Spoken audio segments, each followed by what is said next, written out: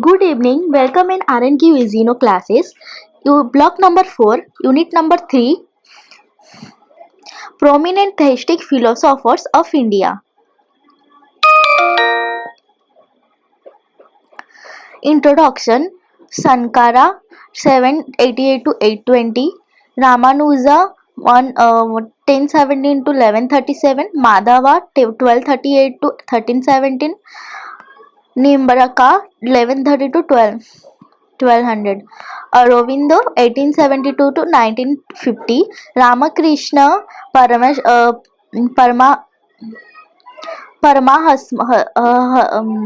Hamsa 1836 to 1886, Ramana Maharshi 1879 to 1950. Latest sum of keywords, further readings and reference. 3.0 Objectives. The objective of this unit is to make the students acquainted with the background, origin and development of India theism. The discussion will bring out the philosophical significance of Indian theism by highlighting a few prominent Indian theistic philosophers. 3.1 Introduction. Theism, as understood commonly, is a philosophically reasoned understanding of reality that affirms that the source and continuing ground of all things is in good, that the meaning and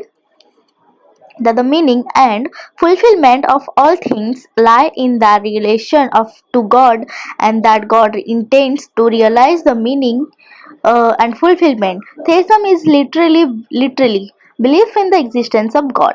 So the concept is as old as philosophy. The term itself appears to be of relatively recent origin. Some have suggested that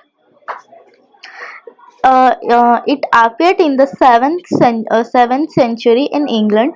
At the end, one could say that the term is used to denote certain philosophical or theological positions, regardless of whether this involves a religious relationship to the God of whom individuals speak. Let us discuss the basic philosophers of the theistic philosophers of India from ancient period to contemporary period, following one or the other above schools of philosophical tradition.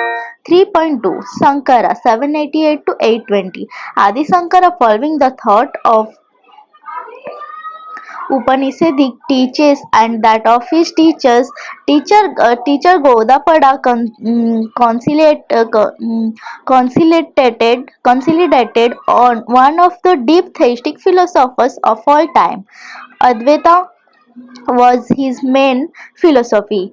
Advaita literally means non-duality. Adi Shankara wrote extensive commentaries on the major Vedantic scriptures and was successful in the revival and reformation of Hindu thinking and a way of life. Adi Shankara Adivata is best summed up in the following words: Brahma Satyam Jagan Mithya Jiva Brahmava Naparha Brahman alone is the real. The world is illusory and the individual and universal soul are one.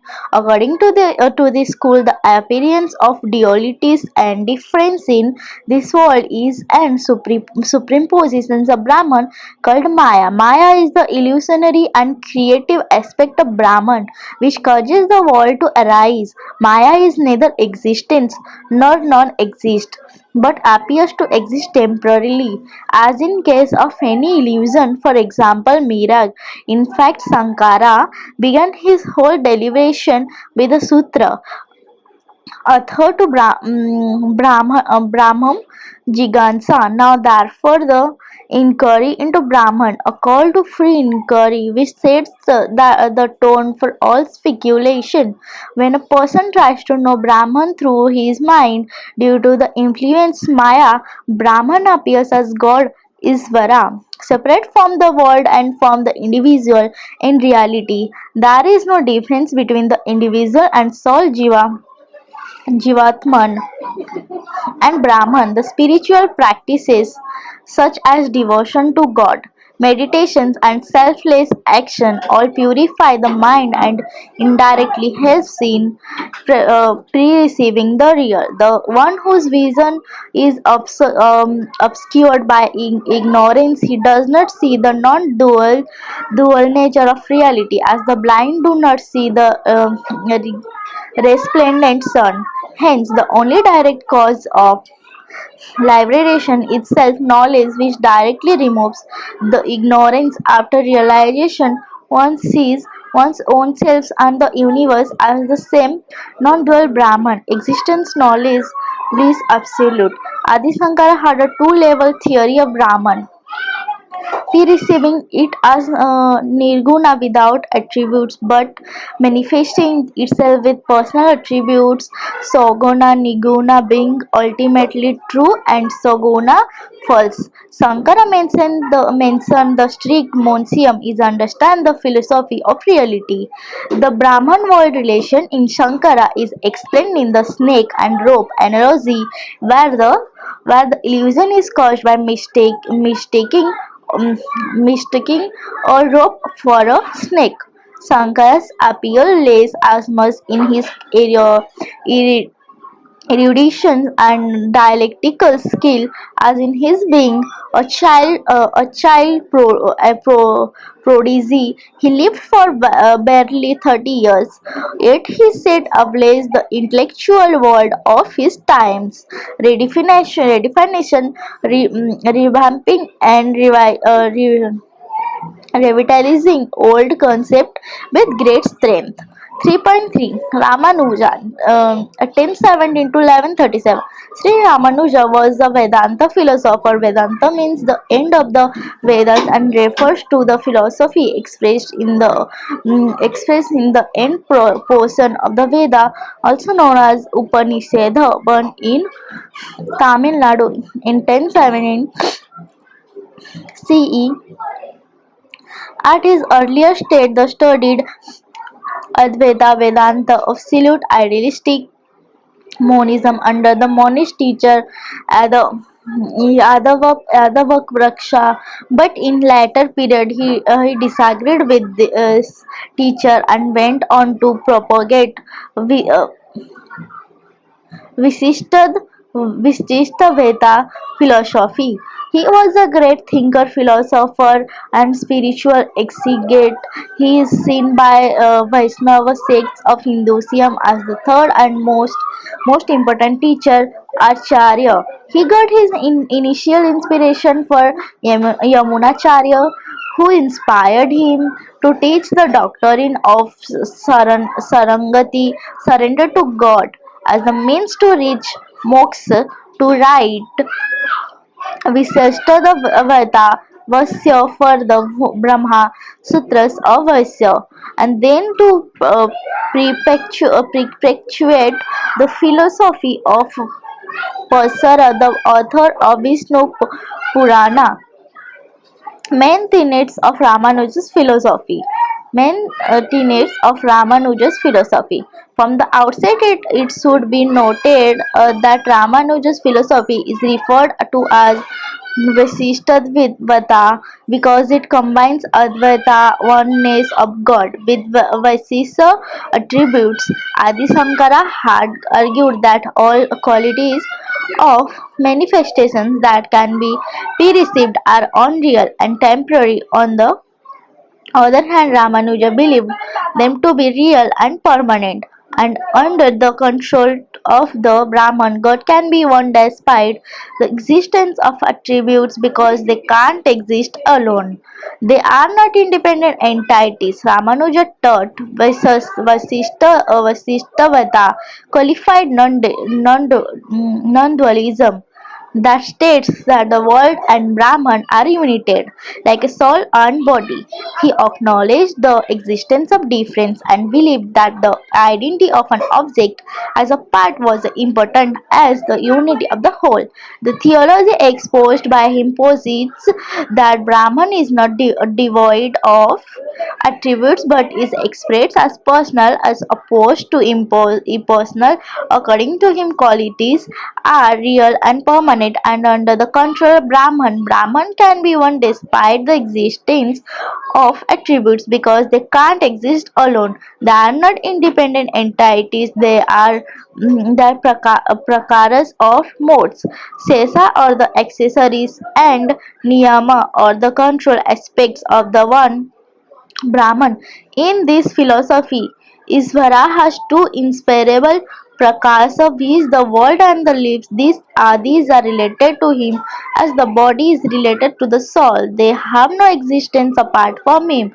They inhere in him as attributes in a substance, matter and jivas constitute the body, a body of Isvara. Iswara is the indweller. He is the controlling reality. Matter and jivas are the subordinate elements. They are termed Vaisnas or attributes. Iswara is the Vaisya or that which is qualified. Ramanuja sought to define that the followers of Sankara monastic are wrong when they state that understanding the philosophy of the Upanishads without knowledge and practicing dharma can result in knowledge or Brahman. The knowledge that leads to Brahman, that ends spiritual. Ignorance is meditational, not testimonial or verbal. Ramanuja's main contention was that there is no knowledge source in support of the claim that there is a distinction less homogeneous Brahman or knowledge sources revel object as distinct from other objects. All experience revels an object known in some way or other beyond mere existence. Testimony depends on the operations of distinct sentence parts, words with distinct meanings. Thus, the claim that a testimony makes known that reality is distinctionless is contradicted by the very nature of testimony, as knowledge means even the simplest preceptual cognitions reveal something as qualified by something else. Inference depends on perceptions and makes the same distinct things known as does perception. Against advertic contention that गए ना तुम लोग बाहर साथ में क्या बाहर गए ना तुम लोग साथ में कोई नहीं गया साथ में नहीं गए मैं थोड़ा बाहर गया था अभी बोला वो वाले घर पे देखो ना हाँ ठीक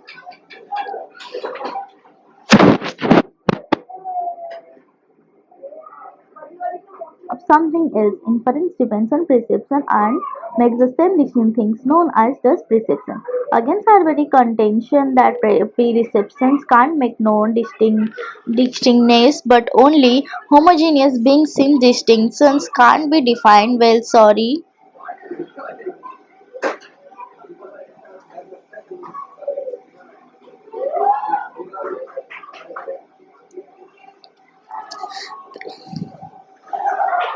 Perception makes known generic characters that differentiate things.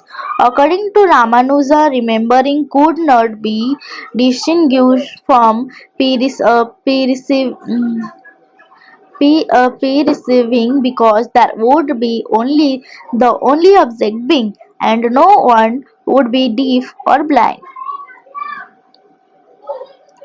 Furthermore, Brahman would be an object of preparation, and the other sources pramaya. He also holds that advations argument about prior absences and no prior absences of consequences is wrong. Similarly, the Advaitin understanding of avidya, ignorance, which is the absence of spiritual knowledge, is incorrect if the distinction between spiritual knowledge and spiritual ignorance is unreal. The spiritual ignorance and the self are one.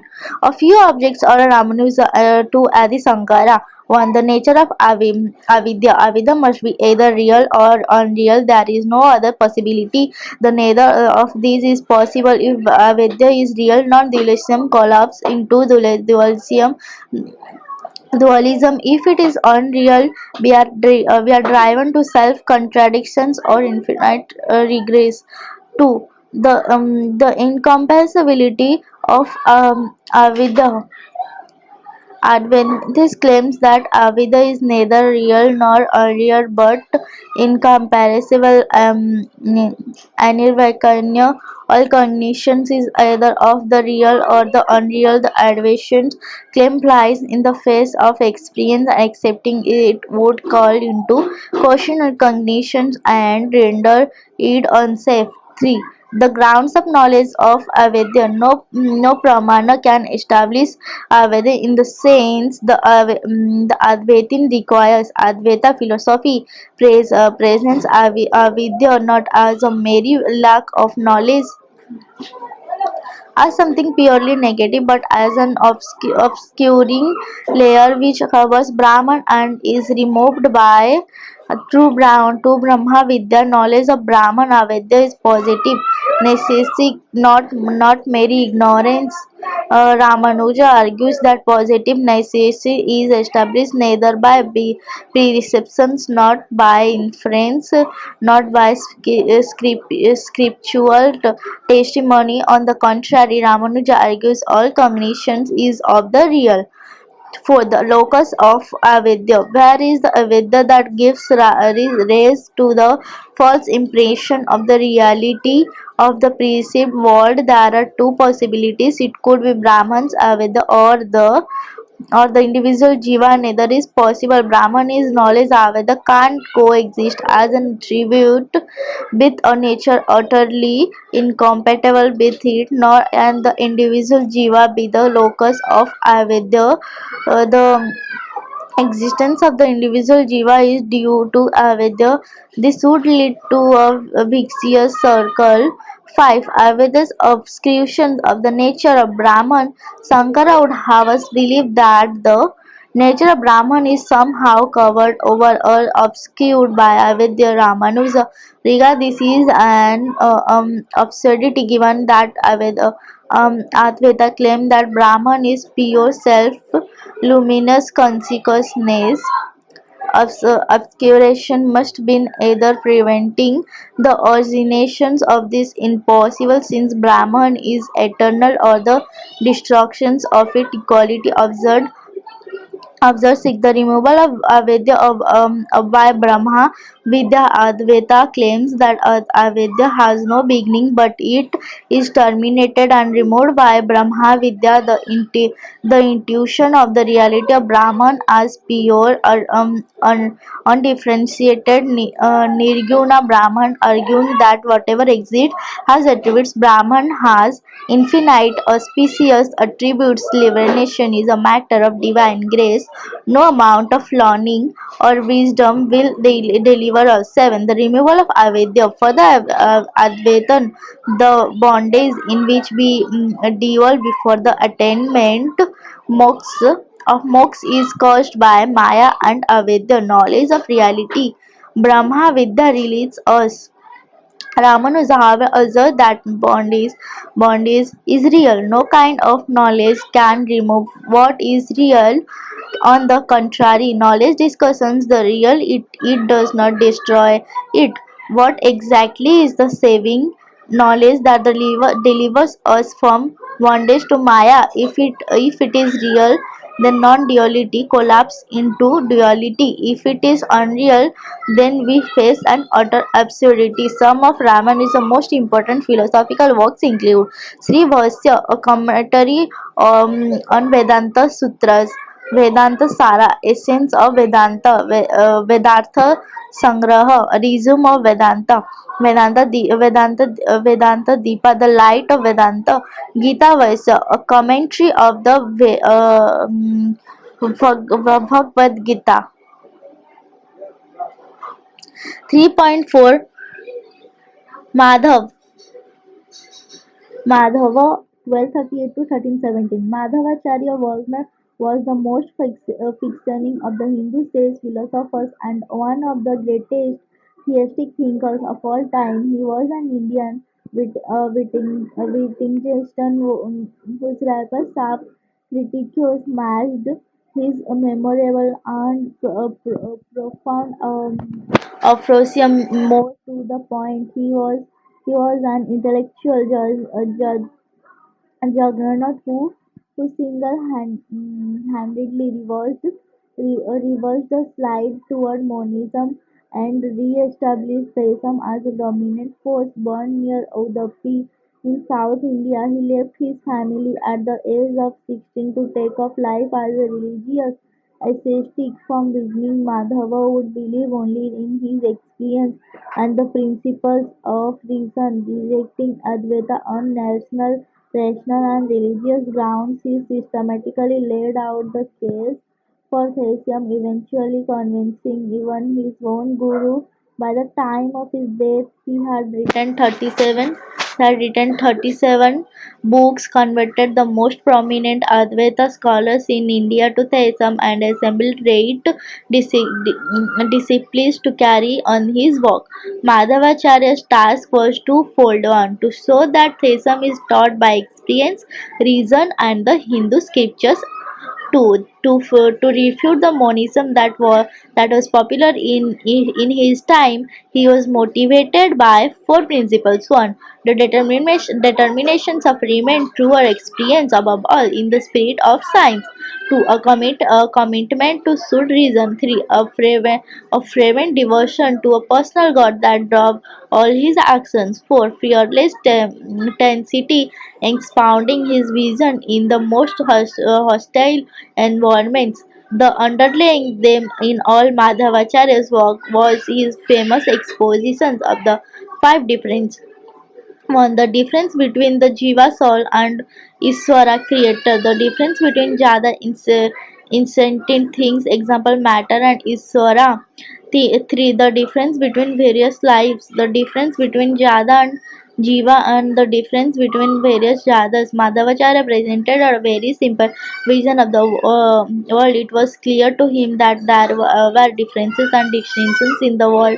Matter was distinct from mind. One material thing was distinct from another, one person from another. Above all, there was a radical differences between God and the world. This is in a nutshell in his doctrine of Panchaveda of or five differences, which started that there was an absolute distinction between God and the soul, God and the matter, souls and matter,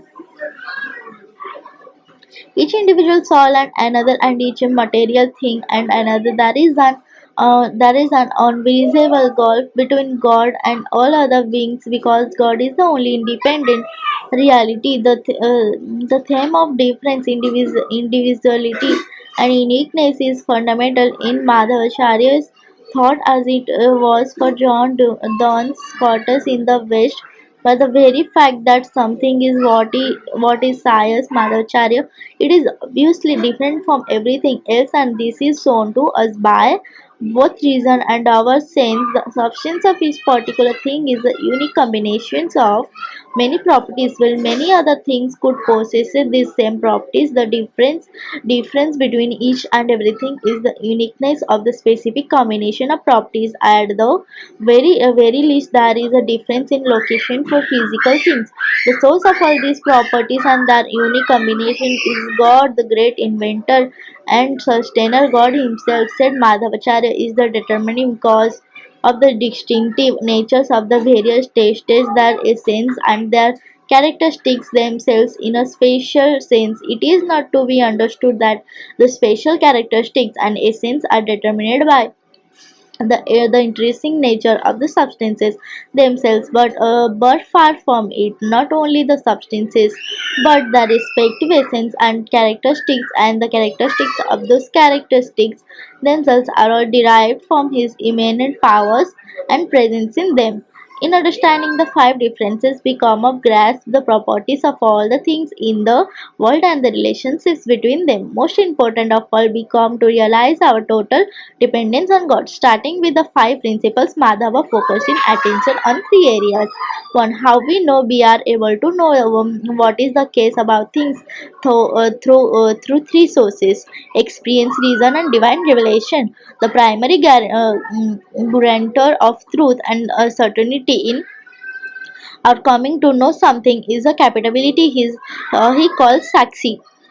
His theory of knowing and truth is very important because it stands in sharp contrast to the skepticism of his contemporaries. To good and world, reality may be divided into that which is independent and dependent. God is wholly independent, and the world is entirely and always dependent on God. God in infinitely perfect. Matter and spirit. The world is made up of two kinds of substance, matter and spirit. Material things and souls, individually and uniqueness to of each and very thing as is an obvious fact of experience. He further affirmed that one be really to do exist, two we have consequences and an individual identity that we will relation permanently, three we can know things, four God exists and we are distinct from the development and God has attributes that can be known, five the ultimate goal of life is union with God, a union is with the written or distinctive identities. 3.5 Nimraka 1130 to 1200. Nimrakacharya was a great proponent of Vaishnava philosophy of Dvaita Devi, Dvaita, that is duality in unity. Through there is a controversy about his time. S.N. Das Gupta dated Nimraka to around middle of 14th century. On the other hand, dear a series we assigns the date of 1130 to 12, but Dr. Mandrakar has placed him as a philosopher after Ramanuja and has mentioned his demise date as 1162 AD. Basic philosophy of Charanimarka belonged to the school of Vaishnava philosophy that is known as Dvaita, Devata, duality and non-duality at the same time. The categories of existence according to him are three, that is seat, exit and Iswara. According to him, seat and exit are different from Iswara in the sense that they have attributes and capacities which are different from those of Iswara. Iswara is independent and exists by himself. Will sit and exit have existence dependent upon him at the same time. Sit and exit are not different from Iswara because they can't exist independently of him. Difference means a kind of existence which is separate but dependent. Paratantala sata bhava. Will non-difference means impossibility of independent existence. Swantara Sata Bhava. He thus equally emphasizes both difference and non-difference as against Ramanuja who makes difference subordinate to non-difference in as much as for him CIT and XC do not exist separately from Brahman but its body or attributes that according to Nimbraka, the relation between Brahman on the one hand and the soul CIT and universe X on the other is a relation of natural difference, non-difference, swabhabika, Veda, just like between snake and coil or between sun and its rays.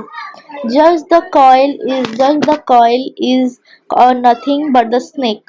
Yet different from it, just as the different kinds of stones through nothing but earth are yet different from it, so the souls and the universe through nothing but Brahman Brahmatmaka are different from him because of their own peculiar nature and attributes. Thus, according to Nimbraka, there are three equally real and co-eternal realities, viz. Brahman, the CID, and the active Brahman is the controller, Niyantra, the CID, the enjoyer, Bhoktar, and the exit, the object enjoyed, Bhogya. Nimbraka accepts Parnamo further to explain the cause of animated and inanimate world, which is says exists in a subtle form in the various capacities, Shaktis which belong to Brahman in its natural conditions. Brahman is the material cause of the universe in the sense that Brahman brings the subtle rudiments into the gross form by manifesting these capacities for Nimbraka. The highest object of worship is Krishna and his consort, Radha, attended by thousands of gopis or goddesses of the celestial Vrindavan. Devotion according to Nimbraka consists in prapati or self-surrender. Five sadhanas. Sri Nimbraka propounded five methods of salvation. One, karma, ritual, action. This is performed consensually in a proper spirit with one varna, caste and a sarma phase of life, thereby giving rise to knowledge which is a means to salvation. 2. With the knowledge, there is not a subordinate factor of karma but also not as an independent means for everyone, only for those inclined to spending vast lengths of time in scriptural study and reflections of deeper meanings. 3. Upasana or dhyana meditation. It is the three types. First, in meditation on the Lord as oneself, that is meditation on the Lord as the inner controller of the sentence. Second is meditation on the Lord as the inner controller of the non-sentient. Final one is meditation on Lord Himself as different from the scientist and non-sentient. This is again not an independent means to salvation for all, as only those qualified to perform the upasana with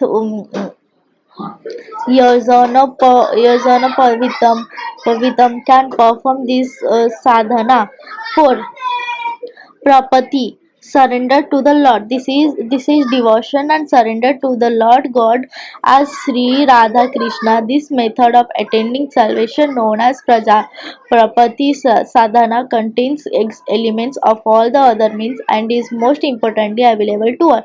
This is sadhana, and this in turn leads to Parabhakti, the highest devotion characterized by Madhurya Rasa, the sweet emotions of devotion experienced by those perfected in sadhana bhakti.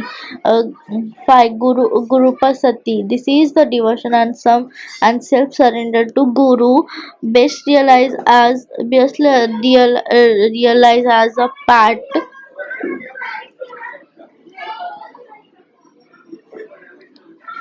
of as a part in Prajapati, and not as an independent means, although it can be so. Sri Nimbraka made the Bhasya commentary in which all the word of the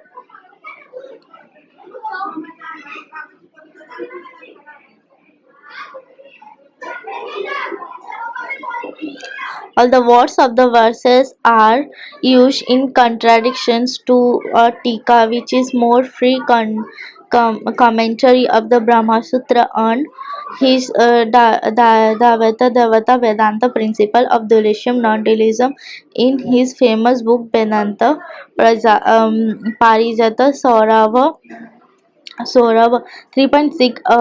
Aurobindo 1872 to 1953. Aurobindo was a third provoking philosopher who was a freedom fighter, guru, and a yogi.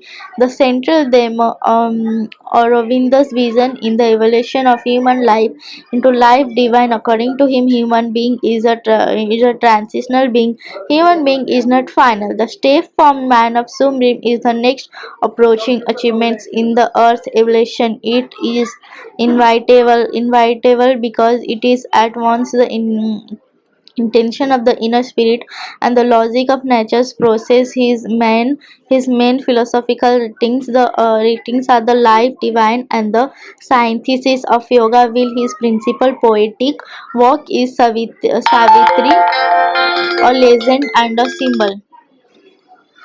Basic philosophy of involution and evolution. Sri Aurobindo propounded two movements, that of involutions of consciousness form and omnipresent reality to creations and an evolution from creation onward, the process by which the energy of creation emerges from timeless, spaceless, ineffable, immutable reality. Ari Aravinda refers to as the involution. In that process, the reality extended itself to Aravinda refers to as the involution. In that processes, the reality extended itself to being existence had consequences that generated a force, cheat, then delight, another self enjoyment in existence, and being consequence through the actions of a fourth dimension, so supreme mind, that is truth consequences, the force sheet of that CIT.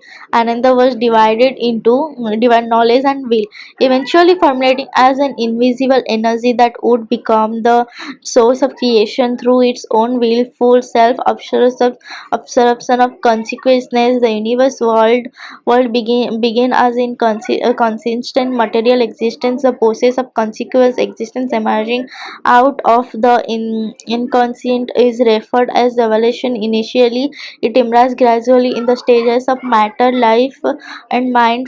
Mind first, matter evolves from simple to complex form. Then life emerges in matter and evolves from simple to complex forms. Finally, and emerges in life and evolves from rudimentary to higher forms to thought and reason. And these new principle emerge. The previous stages remain, but are integrated into the higher principle. Aurobindo's philosophy of reality. A central tenet of Sri Aurobindo's philosophy is that the truth of existence is an omnipresent reality that both transcends the manifested universe and is inherent in it. This reality, referred to as Brahman, is an absolute. It is not limited by any mental conceptions or duality, whatever personal and impersonal existence or non-existence, formless or manifested in form, timeless or exi- um, extended in time, spaceless or extended in space. It is simultaneously all of these, but is bound by none of them. It is the transcendent beyond the universe in its highest manifested poise. Its nature may be described as Sachidanda, infinite existence, infinite consequences, and infinite delight, or bliss, a twin principle in which the three are united in a single reality. In other words, it is fully conscious and blissful infinite existence. This Brahman is our deepest and secret reality. This is the metaphysical bliss or Aurobindo's yoga. Yoga is the such discipline given to consequently unit our phenomenal existence and life with our essential reality. This Brahman is not bound to its infinite existence, not bound to its infinite consequences, and the force inherent in that consequences, not bound to its infinite bliss. He also explains that by definitions, Brahman is capable of manifesting within its absolute existence innumerable, limited, distorted, and contrary from its being. According to Aurobindas, it is Brahman who suffers for us. It is not imposed on someone or something outside the Brahman. Secondly, the limitations and ignorance are inherent consequences of the block of the absolute consequences into the inconsequence and its slow evolutionary waking pain, suffering, and evil developed as consequences or corollaries of limitations and ignorance. Thirdly, will, pain, suffering, and evil, the abhorrent to our limited ethical sensibilities. They also may serve a purpose in the larger scheme of the evolutionary process. Aurobindo's philosophy of human being. Aurobindo argues that man is born an ignorant, divided, conflicted being, a product of the original inconscience on consequences inherent in matter that he evolved out of. As a result, he does not know the nature of reality, including its source and purpose, his own nature, including parts and integrations of his being, what purpose he serves, and what his individuals and spiritual potential is, amongst others. In addition, he experiences life through division. He conflict, including his relationship with others and his divided view of spirit and life. To overcome these limitations, man must embark on a process of self-discovery in which he uncovers his divine nature. To that end, he undertakes a three-step process which he calls the triple transformation: on physical transformation, spiritual transformation, and supramental transformation. Aurobindo greatest discovery was the existence of a of his psyche being an evolving soul. Within that is the essence of our spiritual selves.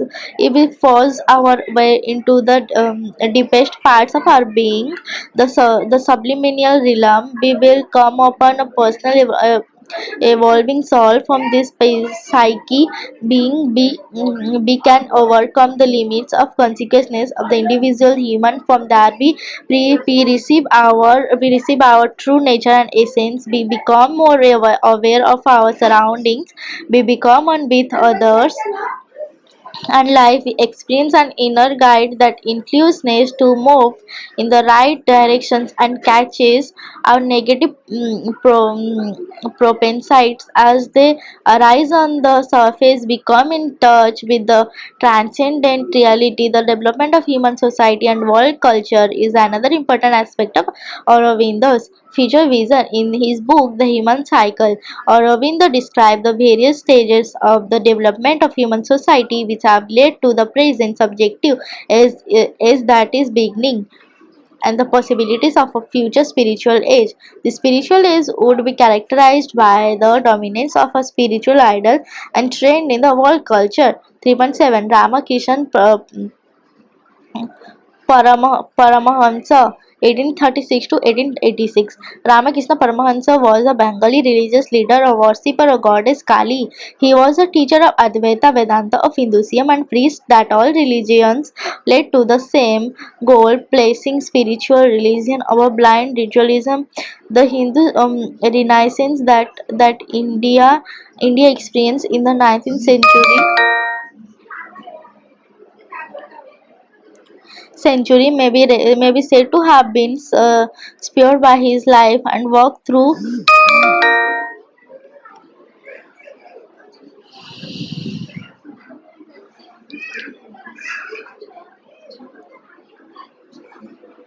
Born in a Hindu family, he followed Islam for some time and then embraced Christianity for will. This in many ways changed in philosophy of his enlightened person.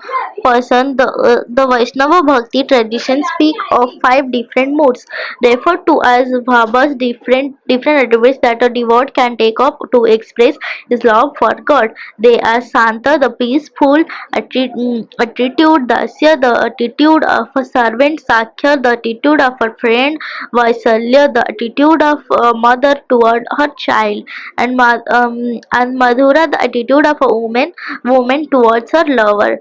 Sri Ramakrishna, at some point in the period between his vision of Kali and his marriage, practiced the Bhava, during which he worshipped Rama with the attitude of Hanuman, the monkey god who is considered to be the ideal devotee and servant of Rama. According to Ramakrishnan, towards the end of his sadhana, he had a vision of a Sita, the consort of Rama, meaning into his body. In 1864, Ramakrishna practiced Vatsalya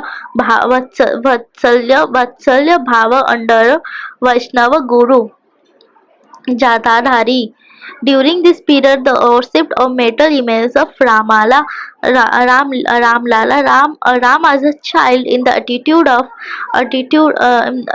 of a mother. According to Ramkishan, he could feel the presence of child Rama as a living god in the metal image. After certain time, he dressed himself in woman's attire for several days and regarded himself as one of the gopis of Vrindavan. He thus practiced a Madhura Bhava to root out the idea of sex, which is seen as an impediment in spiritual life. According to Ramakrishnan, towards the end of his sadhana, he attends Savikalpa Samadhi vision and union with Krishna. After his vision of Kali, he is said to have cultivated the Santa Bhava, the child attitude towards Kali. Teachings: Ramakrishna used stories and parables to convey his messages. His teachings rejected caste distinctions and religious prejudice. His main philosophy was to emphasize God realization and the supreme goal of all living beings. He taught that Kamini Kanchana is an obstacle to God realization. Kamini Kanchana literally translates to woman, and gold pratha Chatraji wrote that figure of a woman stands for concepts of entities that have little to do with woman in actually, and the figure of woman and gold signify the enemy with that part of one's own self which was susceptible to the temptations of over unreliable worldly success.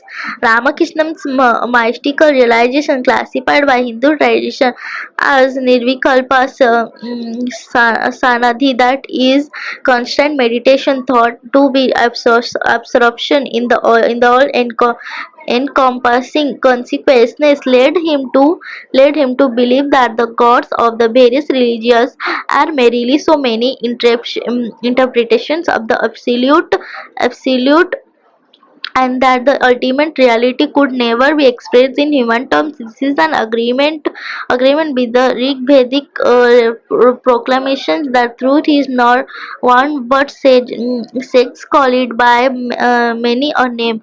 As a result of this opinion, Ramakrishnan actually spent periods of his life practicing his own understandings of Islam, Christianity, and various other yogic and tantric sects within Hinduism. Ramakrishnan looked upon the world as Maya. His experience of Nirvikalpa Samadhi gave him an understanding of the two sides of Maya. He referred this as Avidya Maya and Vidya Maya. He explained that Avidya Maya represents the dark forces of creation. Example: sensual desire, evil passions, greed, lust, and cruelty, which keep people on lower planes of consciousness.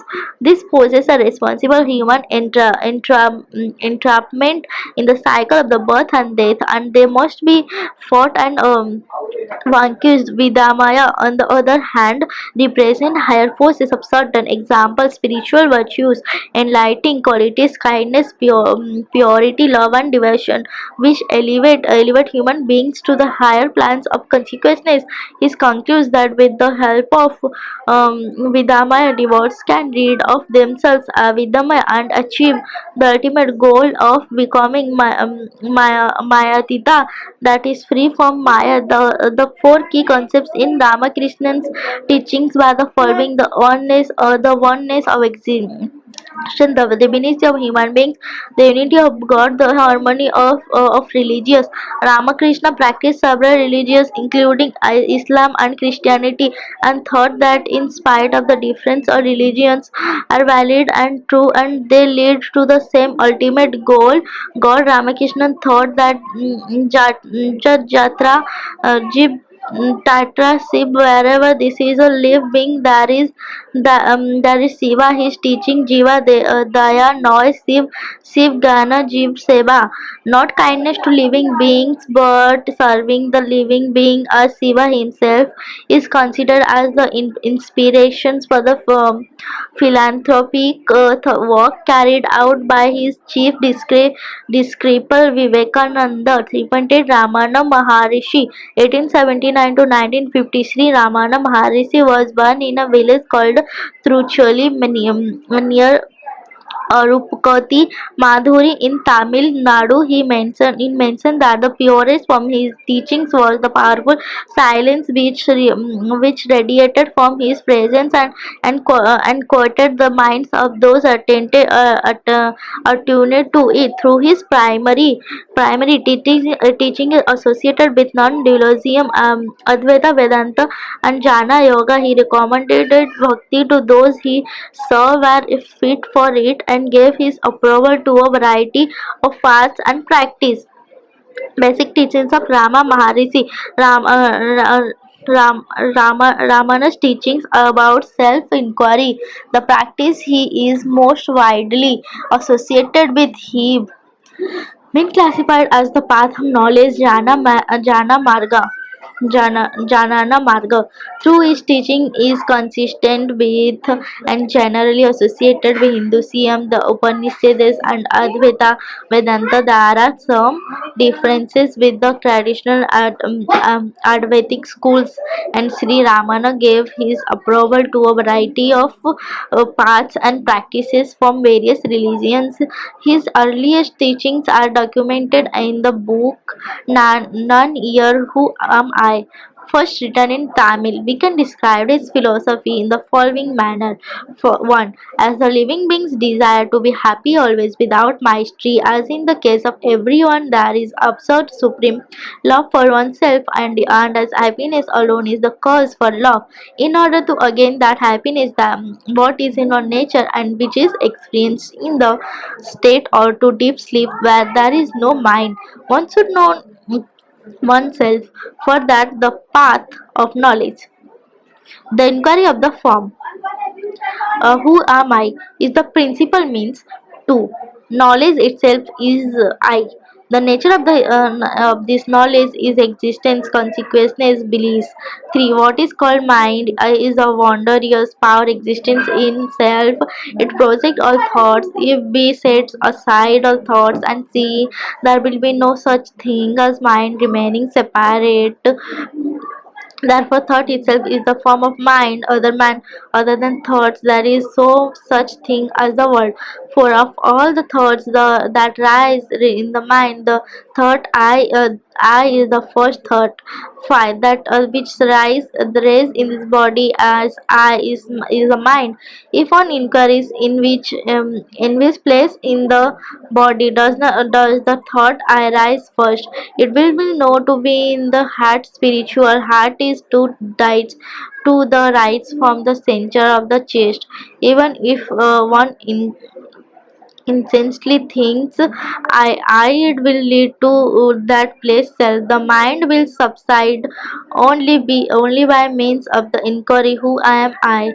The thought who am I, destroying all other thoughts, will itself finally be destroyed like the sick is first steering the fun real parry. 7. If other thoughts raise, one should, without attempting to complete them, inquire to whom did they rise. It will be known to me. If one then inquires who am I, the mind power of attention will turn back to his source by repeatedly practicing. Thus, the power of the mind to abide in source increase. 9. 8. The place where even the slightest trace of the I does not exist all on itself. 9. Self itself is God. Sri Ramanan warned against considered self-inquiry as an intellectual exercise. Properly done, it involves fixing the attention firmly and intensely on the feeling of I without thinking. It is perhaps more helpful to see it is self-attention or self-abiding. The clue out to this is in Sri Ramana's own death experience when he was 16. After raising the questions, who am I, he turned his attention very keenly towards himself. Attention must be fixed on the I until the feeling of duality disappears. Although he advocated self-inquiry as the fattest means to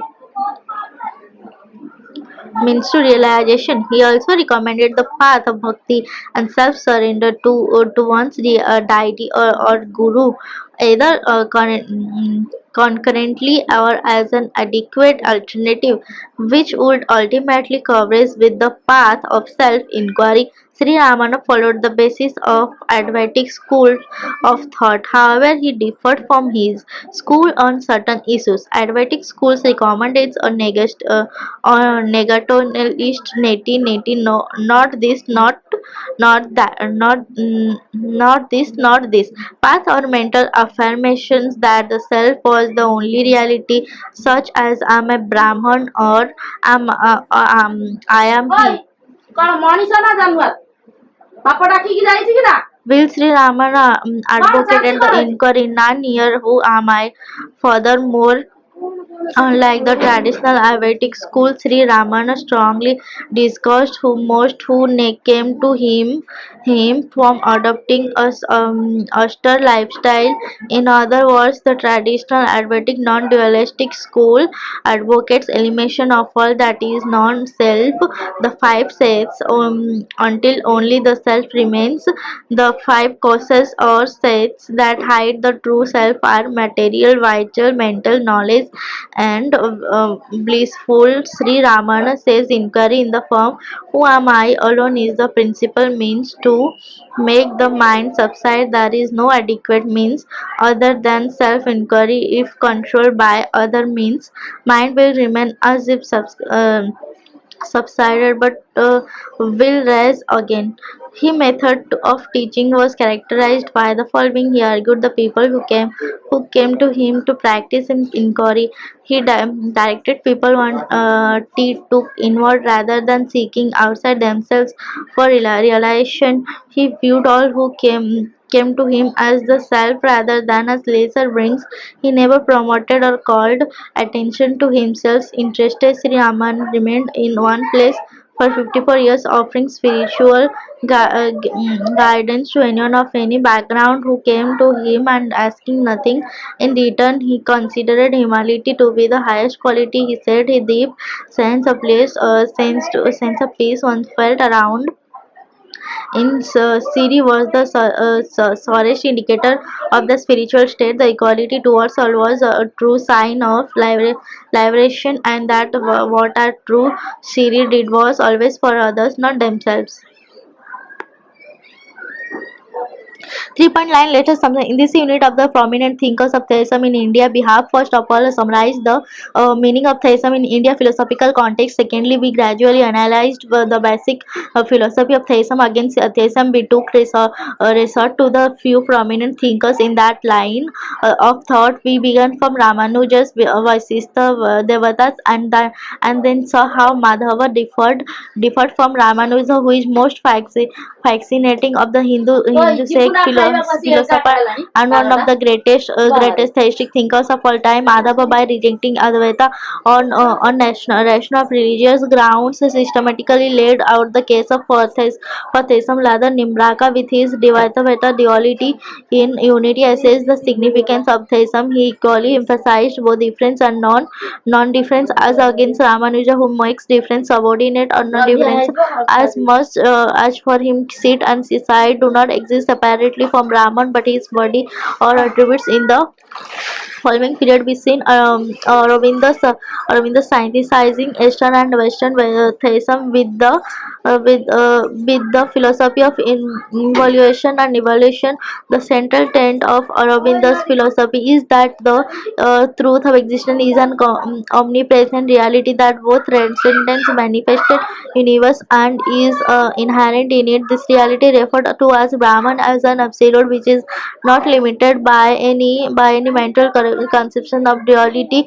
Ramakrishna Paramasarma revitalized the modern understanding of theism with his human perspective understanding of the reality. His four key concepts bring out the essential elements of his philosophy: the oneness of God, the divinity of human beings, the unity of God, and the harmony of religions. It was Ramana Maharishi who came out authentically to ask the fundamental questions of who I am, which will take one into the inner journey, getting to know the reality within. Through this primary teaching is associated with non-dualism, Dualism, Advaita, Vedanta, and Jnana Yoga. He recommended bhakti to those he saw were fit for. He conclude that the place where even the slightest trace of the I does not exist alone is self, and the self itself of God. 3.10 Keywords: Vedanta, Ved ka earth or end of the Vedas, Advaita, non-duality, Maya, illusionary, and creative aspect of Brahman, which causes the world to arise. Jivatman, individual soul, Visishta Veda, qualified non-dualism, Dvaita dualism, Dvaita independent existence of Brahman, Sri Arunchala, Akshara Manamalaya, the marital garland of letters in praise of God, property surrender to the Lord, Nivarkalpa, constant meditation. 3.11 Further readings and reference. Chatupadhyaya, this Devi Prasad, What is Living and What is Dead in Indian Philosophy. Ayanagar S. Krishna Swami Ramanujacharya, and sketch of his life and times and his philosophical system. Madras G. A. Natsen and Co. 1911. Law Ethic G. God and the Universe in the Valedic Theology of Ramanuja, study in his use of the self-body analogy, Chennai Ramanuja's Research Society, 1976. Govindacharya, The Life of Rakanuja Mothers is Murthy, 1906. Bose Roma, Vedanta Parijata Saurabh of Nimbarka, and Vedanta Kaustubha of Srivasa, commentaries on the Birth Sutras, doctrines of Nimraka and his followers, Vol 3, Munsisaram Mahahalal, publishers, Rispen, 2004. Das Gupta Surender Nath, History of Indian Philosophy, Vol 3, Delhi Munshiram Mahahalal Publishing Private Limited, 1978. Sinha Jadunath, The Philosophy of Nimbraka, Calcutta, Sinha Publishing House, 1973. 1970. Bhandrakar Raji Vaishnavism, Saivism, and minor religious system, Bharansaj, and Analogical Book House, India.